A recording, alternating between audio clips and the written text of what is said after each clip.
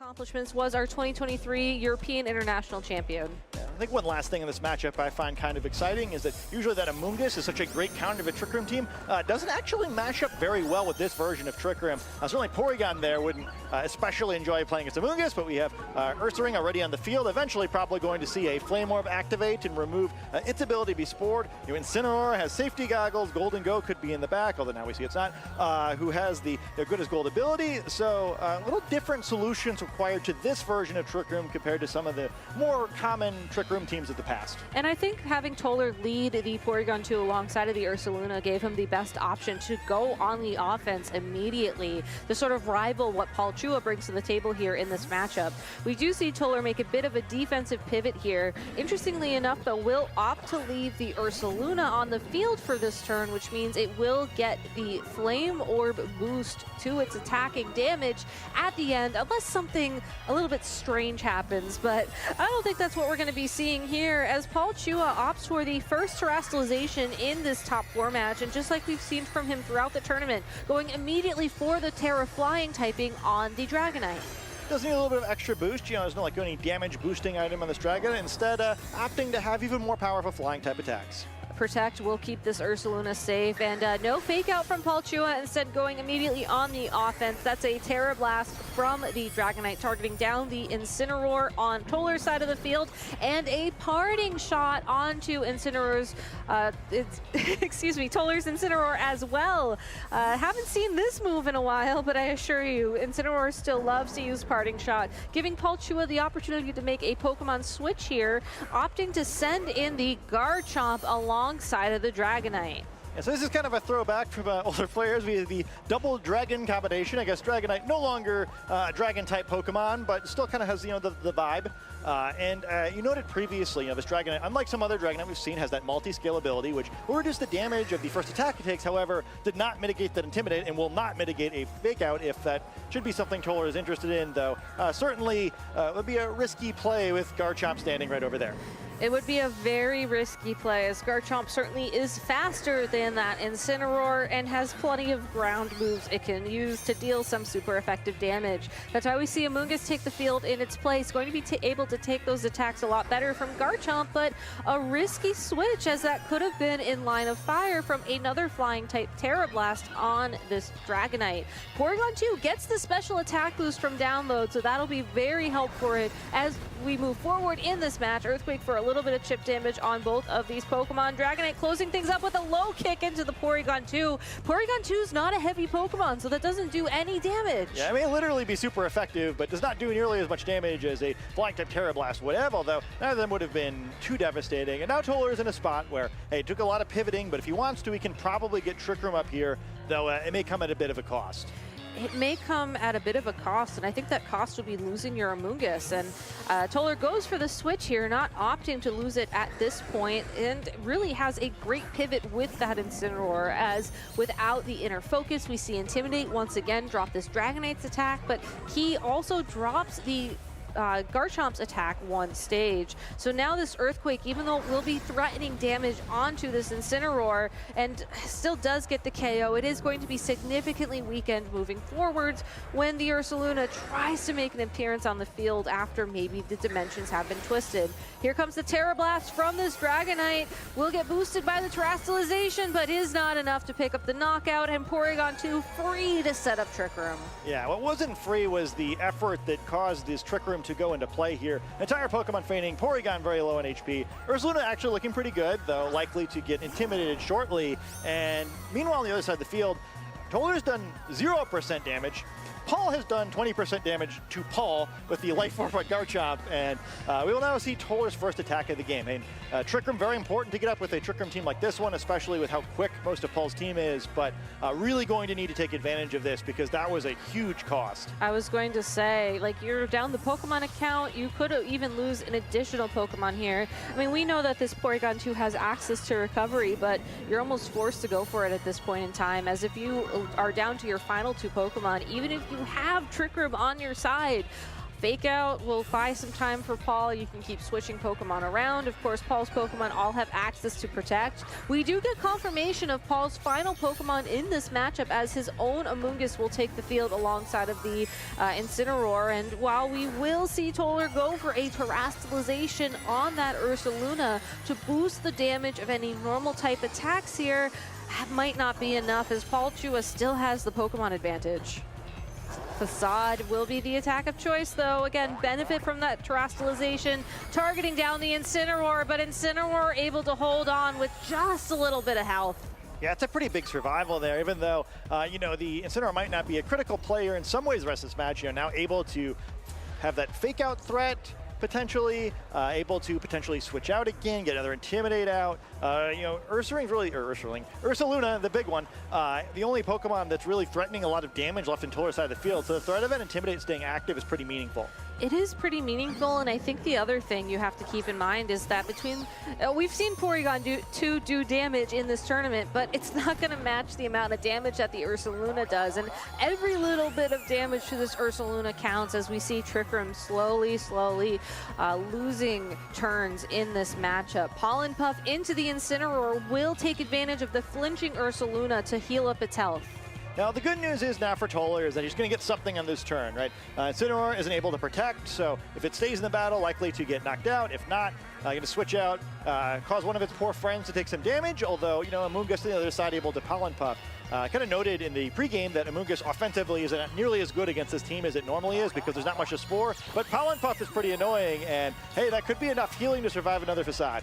I was going to say, you know, the way that you stall through Trick Room is you find opportunities to protect, you find opportunities to mitigate damage, and being able to heal your own Pokemon is huge, as Facade is able to pick up the KO into that Incineroar.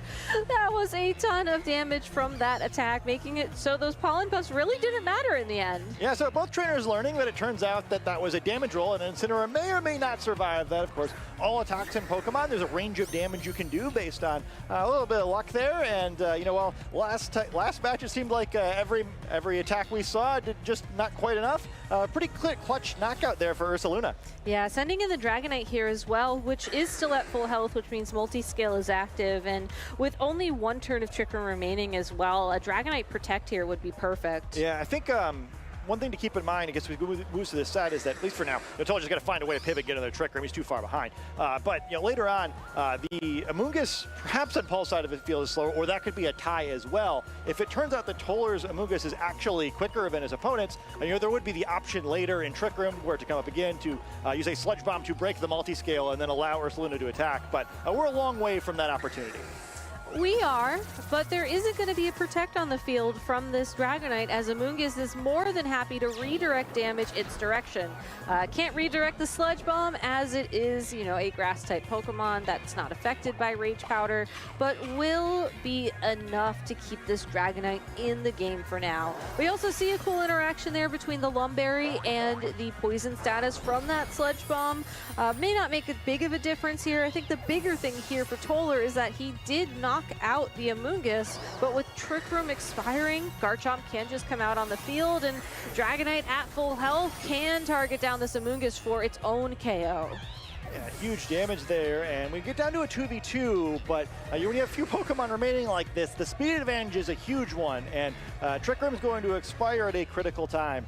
Now there's the opportunity to try to get a Trick Room back up, but it seems a little unrealistic in front of both Garchomp with that Life Orb and all the damage it can do, and the Terastallized Dragonite. So now if you're Toler, you kind of have to make a read, right? Well, if I think that Paul's going to double target this Porygon and try to punish that, I definitely need to at least knock out one of these Pokemon to give myself a chance in this game. Although even then, it could be a little bit bleak on the turn after that one. Yeah, it's a tough call to make here for sure, and I think honestly all Paul has to do to preserve his win condition right now is to ensure that the Porygon 2 cannot twist the dimensions, and we'll start by doing a little bit of damage thanks to that Earthquake. Here comes the Terra Blast on this Dragonite. Will be connecting with the Porygon 2 for the KO. So while Ursaluna did make the correct call here on Toler's side to go for an attack this turn, the big question here is, who did this Facade target? And can Garchomp just return the knockout next turn utilizing Earthquake or maybe even Stomping Tantrum? Yeah, it doesn't matter. I think Earthquake easily going to pick up the knockout now. I do like that play by Paul, where Earthquake hovers for both options, causes that not to matter. He's going to take the 1-0 win there. I think even a spread Earthquake would probably pick up a knockout here. But now that there's only one Pokemon on both sides of the field, Earthquake going to do even more damage. Paul should easily take this first one. Very close, very exciting game one, but Paul playing very well. Yeah, playing very well and being able to manage Trick Room to his advantage. You know, we saw him not have to rely on Protect, not have to rely on stalling out those turns in a more traditional way, able to find enough health on the field, able to time the knockouts perfectly, getting rid of his own Amoonguss just when the Garchomp needed to come in. Yeah, I really liked that game by him. I think he did such a great job of pressuring Paul with the combination of those Dragon-type Pokemon that are pressuring Toler. Paul did a great job of pressuring Toler. That, you know, by the time he got the Trick Room up, he just given up so many resources, right? Yeah. And I think Ursaluna actually got quite a bit more out of that Trick Room than I was expecting it to. But even with 2 clean KOs, one of which may not have happened, right? It needed the damage roll. Just quite wasn't enough.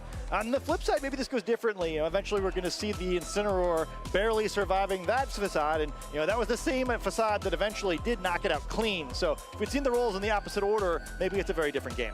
I was going to say as well, Toler did start this game off with the Porygon 2 and the Ursaluna. I wonder if there's a world where he just starts it off with Porygon 2 and his own Amoonguss, being able to redirect damage, being able to set the Trick Room up initially. And while you may have to wait one more turn at that point to get the Ursaluna in on the field safely, you know, we've seen how much damage Porygon 2 can do with Ice Beam, especially into Dragon or Flying type Pokemon. And losing your Amoonguss isn't necessarily the worst thing in the world when its whole goal is to provide you with opportunities to twist the dimensions and to give yourself that advantage. Yeah, I would definitely like to see Toler change up the leads there. I'm assuming based on what he led, he was expecting something a little different from Paul. And I think that's one of the things that complicate this matchup is both sides have a lot of options. I think it's also just a little bit easier in some ways to play Paul's side of his matchup where he's just swinging away, right? He doesn't need to set anything up. He's doing as much damage as he can. We've really seen the power of this Light Orb Garchomp having you know, the Earthquake next to a flying Pokemon. We get the nice, you know, brother, are you flying moment with the Dragon types. But it really does make a big difference, right? Where you don't have to make so many calls correctly in order to get enough damage on the board to succeed. For sure. Here we go. This is game number 2, and Paul Chua does mix things up with the Alolan Ninetales and the Incineroar on Toler's side of the field. We do see that Porygon 2 in the lead, but his own Incineroar alongside of it. So this is sort of an interesting situation. Offensively, not exactly what the Ninetales wants to see here, right? I guess sort of it's getting some help from its defense boost from its Snow, but natural type disadvantage with the Incineroar, and not immediately able to do anything to mess with either of these Pokemon. It does no Encore, so if, you know, for instance, Toler were to try to fake out the opposing Incineroar, there'd be the option of trying to Encore it. I don't know necessarily that makes a whole lot of sense. So I think if you're in Toler's side of the field, you're feeling a lot better this time. I think you're not that concerned about Ninetales in general. You aren't, and I think the other thing I want to call out is that we saw Toler's own Incineroar's Intimidate go first, which means, I mean, obviously that could be a speed tie. We don't know yet, but if you know, you could go for the faster fake out here, but there really isn't a need to fake out. If you're confident that your opponent isn't going to go for it, knock off into the opposing Incineroar will get rid of the safety goggles. We see Blizzard connect into a little bit of damage from the Ninetales, but most importantly, Porygon 2 ready and raring to go with Trick Room. Knockoffs all around, obviously not doing a whole lot of damage, but perhaps a good hint for both players that Amoonguss could be lurking in the wings on both sides of the field, enabling a potential Spore later, or at least just preventing them from avoiding Rage Powder and attacking whatever Amoonguss's future partners could be. Porygon 2 does have to watch out for a knockoff of its own, though, as you don't necessarily want to lose the Eviolite right now in this matchup. I find it interesting that Toler set up Trick Room, but now almost feels like he's struggling to find an opportunity for damage. Yeah, here's the kind of reverse of the previous game, right? Yeah. Where he got exactly the right situation, but it took him a million turns to get there. This time he gets Trick Room up quickly, but can actually do a whole lot. I think probably happier to see, in some ways, Parting Shot, although this allows Paul to switch first. At least on Toler's side of the field, you're going to get a little more time to see what Paul has done when you make your future decisions. But yeah, I mean, it's we're kind of just moving along here, right? Trick Room doesn't matter if none of the Pokemon are going to knock each other out anyway. Here's another adjustment from Paul. It's going to be King Gambit coming out onto the field. Terra Blast into the opposing Alolan Ninetales will break the Focus Sash, and a Parting Shot from the Incineroar, giving Toler the opportunity now to make his own pivot. Yeah. Avoiding complete disaster there by using Parting Shot on the King Gambit, probably what Paul was fishing for. But one of the advantages you mentioned of the Incineroar speeds there, with this time Toler's Incineroar moving second, avoiding what actually probably could have been very, very bad. For sure, but I mean, if you want to talk about things that could go bad, both the Amoonguss and the Ursaluna that Toler's trying to decide between right now do not want to take an ice-type attack, and given that Snow is still active on the field, I think that this Ninetales probably just went for a Blizzard. I guess you could Encore, but like Encore into what? Yeah, I mean, I think for sure Blizzard, right? And you'd be a little scared too. I mean, Ursaluna wants to be status, but if you get frozen before the Bernard activates, you're in trouble. Well, Ursaluna takes the field. Blizzard happens. Thanks to the parting shot, doesn't do much damage. And for a second, I thought it was about to freeze. No, that was just the Flame Orb activating. Toler avoiding disaster on that turn. Yeah, perhaps everyone's heart stopping for just a moment there. But no, it is the red status, not the blue, and the game status. Toler's tournament's going to continue here, but perhaps not for long. He's going to have to try to get some damage down here. Pretty scary Pokemon on the other side of the field where both of them have like reasonably high defense stats. And both of them can do pretty good damage to this Ursaluna. I keep trying to call it Ursaring. I'm catching myself. It's okay. It's okay. Just remember. I miss it. You know, it was a fun Pokemon. It was a very fun Pokemon, and I think you and Dewey with Tauros there, we can have some chats about that later. Maybe some artistic renditions of Intimidate, lowering the attack of the Ursaluna. I would love to see y'all's interpretation of that as we get our first terrestrialization of the game. Dark type onto the King Gambit. Paul Chua fishing for some big damage here. And critically, potentially removing its weakness to ground type attacks. That as well, and here comes a second terrestrialization from Toler. In game one, we saw him go for it onto the Ursaluna, but in game number two, it's the fighting type Porygon 2. And I love this adaptation in Regulation H from these trainers, as it allows it to use Terra Blast to deal super effective damage to any dark type Pokemon. And there's certainly a couple of those on the field. Sucker Punch will not connect with the opposing Ursaluna. Terra Blast from this Porygon 2 will find its target in the King Gambit, and it is going to bring it down just a little bit of health, but I think that's enough chip for this Ursaluna to start doing what it does best. Yeah, it could pick up a knockout here potentially. Of course, now it's been intimidated, and its health's already been reduced, so you gotta kind of think through, like, do I really want to make this trade? But hey, you know, we're kind of wondering where's this damage going to come from. Yeah. Maybe the sweeper was in front of us all along. It could be, and the other thing that I really like about this position, at least from Paul, is that he's once again found a way to sort of ignore Trick Room, if you will. There is the threat of Fake Out on the field right now, could go for a flinch on either of Toler's Pokemon. We saw the threat of the Sucker Punch in the previous turn, and both those moves just completely ignore the Twisted Dimensions, and I think Paul's done a great job of showing just how flexible his team is in the approach in this matchup. Yeah, I mean, it doesn't really feel like Toler's in a position to get all that much out of his Trick Room. Yeah. Turns are really whittling down, but it's the Ursaluna who has to flee inside of its own Trick Room. Now on Paul's side, I feel like if you can position in such a way to punish a second Trick Room attempt, it's really looking like the finals are close. Fake Out will connect with the Amoonguss, and Kowtow Cleave from the opposing King Gambit will follow up as well. Not enough to pick up a KO. Will bring that Amoonguss down to just below half its health. And with another Terra Blast on the Porygon 2, this time targeting down that Incineroar. It's super effective, but it's just not doing any damage. And this could be okay. I kind of wonder if on Toler's side of the field, he doesn't want to slow play this a little bit on purpose now. Don't give Paul any free switches to get those more offensive Pokemon out once Trick Room expires. Maybe instead try to keep these Pokemon that are kind of struggling to knock out his own Pokemon on the field, whittle them all down a little bit, and then get in a situation where maybe you get a second Trick Room and just start clicking Earthquake and deleting Pokemon. Yeah, it's going to be a bit of a slow approach here from Toler yet again, but I think this is okay. As long as Paul is unable to really switch out the Incineroar or the King Gambit on his side of the field, he has a few turns here to play around. Could also try and fish for some recovery. There is, Pollen Puff on his own Amoonguss. We know Porygon 2 has access to recover, but before we get to any of that, Paul Chua will be switching out the Incineroar for an Amoonguss. Toler Webb making a switch as well, and will opt to send in the Ursaluna. Sort of interesting spot here. I forgot being hinted that both sides had the Amoonguss, so neither trainer really having a whole lot of offensive potential here as we see the Spore Whip.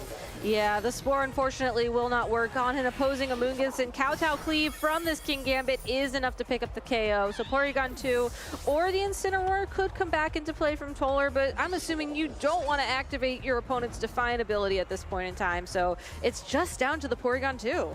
Yeah, and as much as that maybe is a little bit what Toler's looking for, you know, a chance to get Trick Room back active again.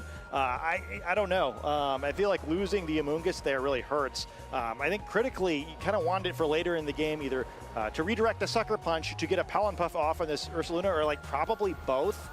It's kind of asking a lot here. The one advantage that, you know, Paul's side of the field isn't threatening a ton of damage either, but, you know, this Ursaluna's already at half health, and, you know, is that going to have to do a whole lot? And this Defiant active, it's only going to take one more attack from the King Gambit if it can somehow find it to take care of this Ursaluna. Yeah, there will be the opportunity for Toler to go for a flinch here with a fake out onto that Pokemon.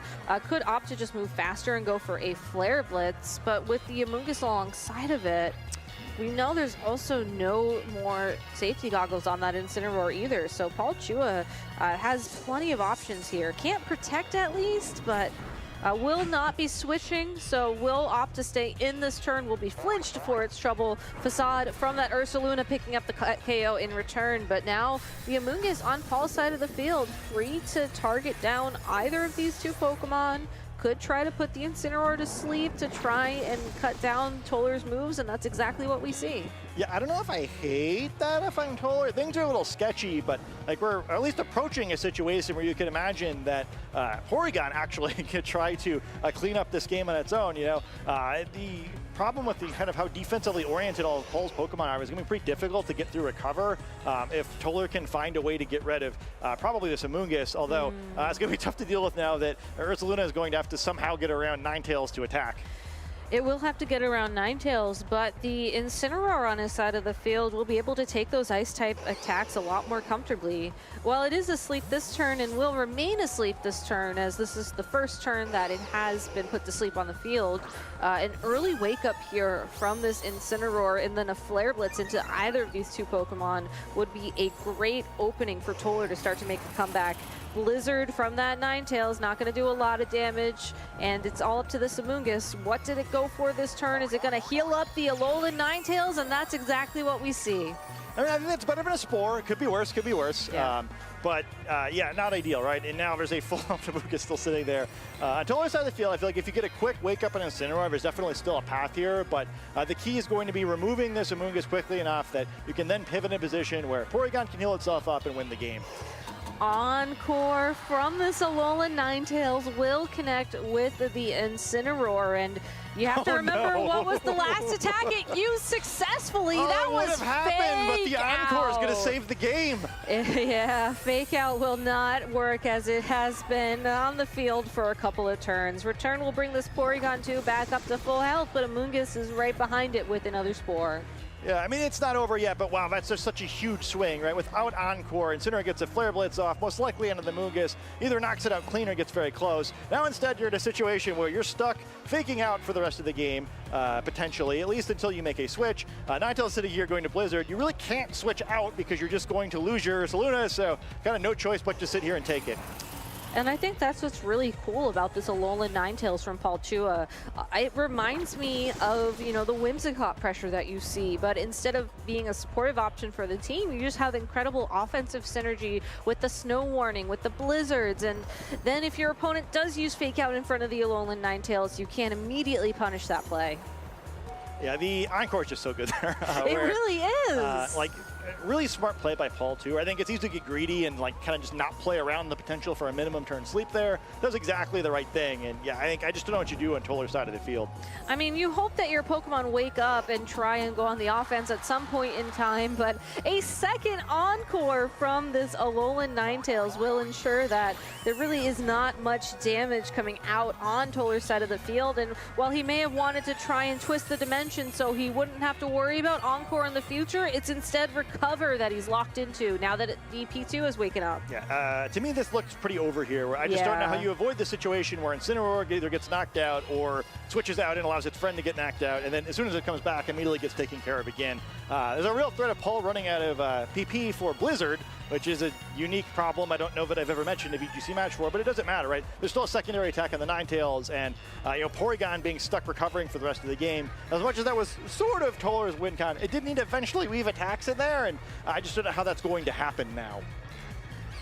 I'm not sure either, but Toler is trying to find that win condition, and I think another cool thing that Paul's doing here is that he's actually not using Blizzard so that he doesn't have to worry about running out of those power points, the number of times he can use those moves, and it's a very, very slow end game here, but this is what Paul Chua does best. Like, I feel like every single time we see him in one of these high-stake matches, he's able to manage the board position and really just systematically shut down the options that his opponents have. Yeah, I guess the good, in air quotes, news for Toler is now that the snow has gone away, so Blizzard could miss, but also freeze dry is there. Yeah. So we may see the adventures of Sweeper Amoongus as we very slowly get to a position where Paul can then pin and knock out this Ursaluna, but Encore's really just set Paul in a position where there doesn't seem to be any outs.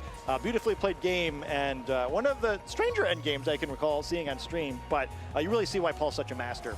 You do, and recognizing that the Alolan Ninetales, you know, has other ways to play it, looking for that creativity options, looking for ways to use Pokemon that we recognize, but in ways that are new and exciting, and that's what it takes to be a multi-time regional champion and be fighting for your opportunity to add one more to your resume. It'll take one more attack to knock out this Incineroar, as it was able to hold on through that freeze dry. But oh, don't worry, it's finally going to be KO'd by a Pollen Puff. Amoongus getting a knockout in the game. Noted offensive dynamo, Amoongus getting it together, and yeah. I guess the good news here is that at least Porygon's not Encored anymore, but I feel like the play here is you just use your freeze dry on the Ursaluna, you spore the Porygon, and then it doesn't really matter what happens here. Your Ursaluna can't protect in front of the Ninetales, just going to be Encored, and Porygon not going to be able to one-shot either of these Pokemon to avoid a spore, even if it wakes up. Yeah, the one benefit, I guess, to Porygon 2 being Encored into those recovers turns ago is that if Toler does opt to go for Earthquake here, try and get some spread damage on the board to break the Focus Sash potentially temporarily on the opposing Ninetales. You know, you're not necessarily sacrificing your Porygon 2 in order to accomplish that, but at the same time, you really got to think to yourself, if I am able to hold on through a freeze dry, do I take out the Amoongus and try and 2 versus 1 the Alolan Ninetales, or do I focus on the Alolan Ninetales, which is going to be doing damage here? And also, by the way, Paul Chua still does have the Incineroar in the back of his party to just further give himself one more piece in this game. Intimidate will lower the attack of the Ursaluna a little bit, so you got that working for you too, but here comes that freeze dry. It comes into the Ursaluna, and it is able to pick up that KO. So Paul Chua now a 3 Pokemon advantage here against the sleeping Porygon 2 on Toler's side of the field. And bad news, I know what move it used most recently. Yeah. It was Recover, right? I gotta check my notes on that one. Unfortunately for Toler, just the options are running out. Will be Encored once again. Paul cheering for his opponent, celebrating Toler's top 4 placement here at the regional championships, but we're still gonna have to wait a few turns for this game to wrap up, as Knockoff will at least remove the Eviolite. That is the item that boosts Porygon 2's defenses pretty significantly in this matchup, so we're still in this. Yeah, Incineroar doing its best to help put us out of our misery here by increasing the damage that it takes. I see the Recover. The good news for all of us, Toler, Paul, humanity as a whole, Recover doesn't have as much PP as it used to have, so eventually the Recovers will stop. You know, that's good. Thank you for sharing that information here. And I'm curious what win condition Toler is trying to find his way for moving forwards. I mean, I guess you can hope that your opponent runs out of freeze dry attacks, but at the same time, you're probably going to run out of Recover first, as there's still 3 attacking Pokemon that you have to contend with on Paul's side of the field. And, you know, even though, sure, when you go on the offense with your Porygon 2, the Terra Blast will pick your higher attack stat to do the damage with. Yeah, I don't think it's necessarily going to make too much of a difference here. And I mean, we could even consider timer rules here, but with Paul with the significant Pokemon advantage, that's not necessarily a win con for Toler. Yeah, maybe he knows Paul has an early flight? Maybe, but we do see Toler Webb lock in the forfeit. Paul Chua, a very commanding win in that game number 2.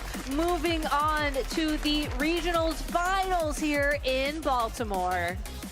It's a creative way to get the end. I don't know if I've ever seen a match quite like that one, but it wasn't that close for a while there. Paul did a really good job of sitting in a situation where there was nothing that poor Toler could do. One of the best uses of Encore I think we've ever seen, where the game was just super, super over, and we kind of noted that Ninetales as being a particularly cool piece of Paul's team. A Pokemon we don't see very frequently that we've never really seen.